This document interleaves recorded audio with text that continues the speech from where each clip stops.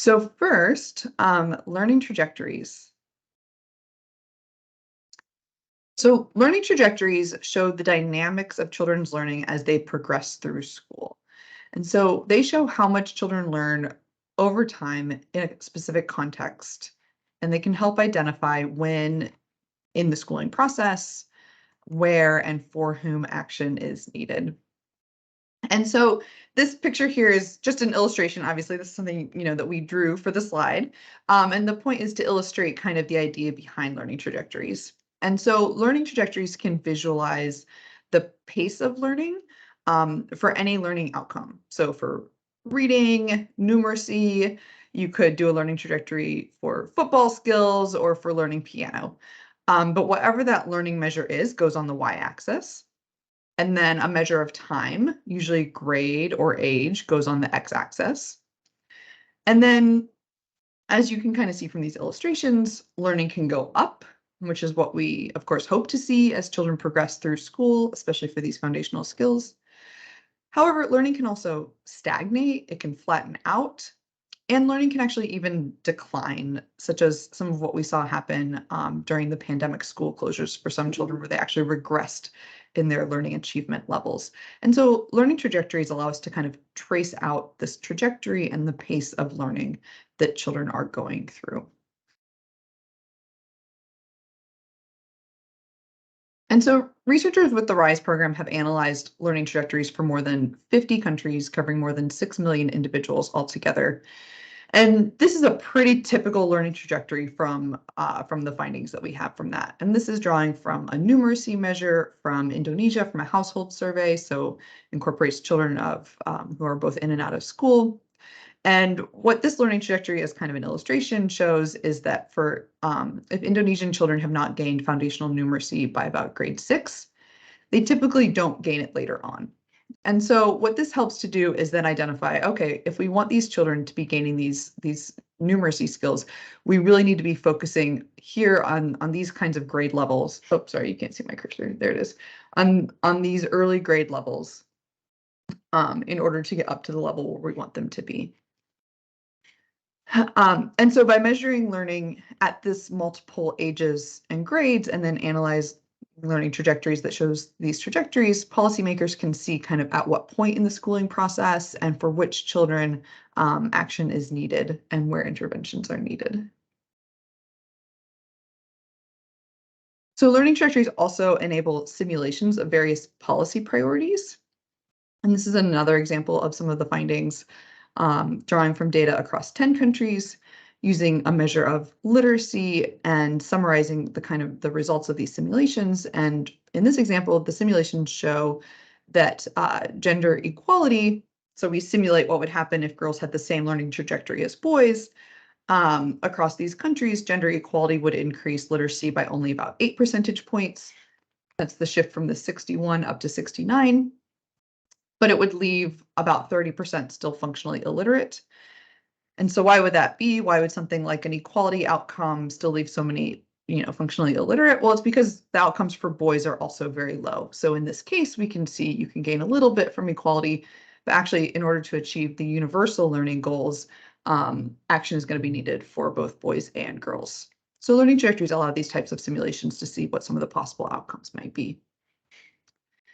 So this is one way that learning trajectories can be used. So if you have data or if the government partner has data that can be analyzed in this way, you can analyze learning trajectories in a particular context and run these types of simulations. The other way learning trajectories can be used is that we've partnered with the UNESCO GEM report team to create an online data visualization tool that enables learning trajectories analysis and policy simulations across more than 20 countries and growing.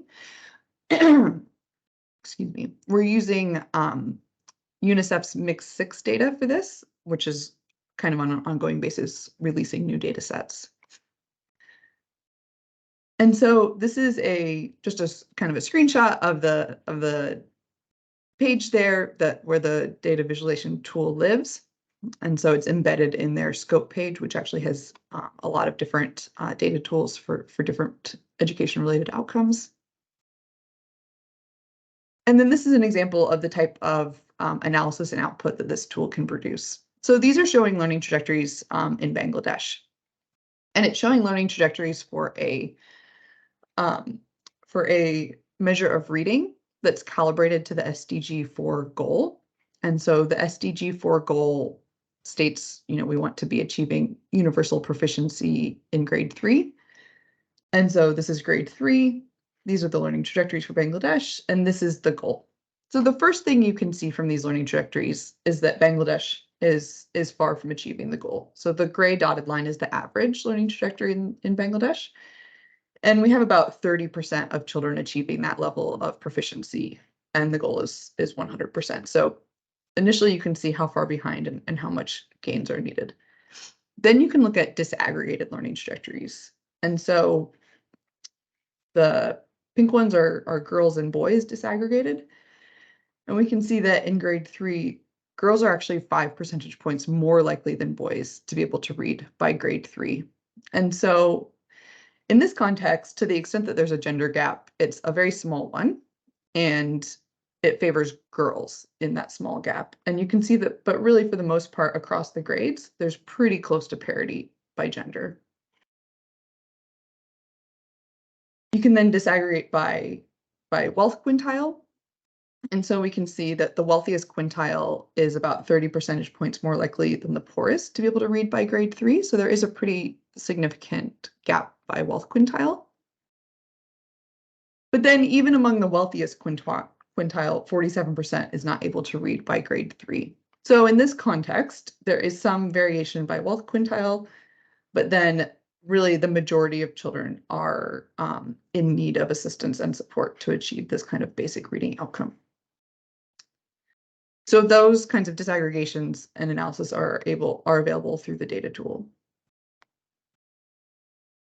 And then lastly, I won't talk through this one, but just to show a screenshot of the data tool also enables kind of learning trajectories. It's okay. Okay. Just this is a screenshot of just one of the other functionalities of the tool. It allows simulations. And so you can look at simulations, for example, such as what would Malawi's learning look like if they achieved universal access to school? What would Malawi's learning look like if they achieved the same learning trajectories as Vietnam, and so on. So just to show an example of, you can run simulations as well. Okay, and so just to recap kind of our first tool, so learning trajectories show the dynamics of children's learning across ages or grades, and they help to identify when, where, and for whom action is needed. They can be used to inform kind of policy priorities at a high level. They can be used to kind of track and inform programmatic priorities as well at a more granular level.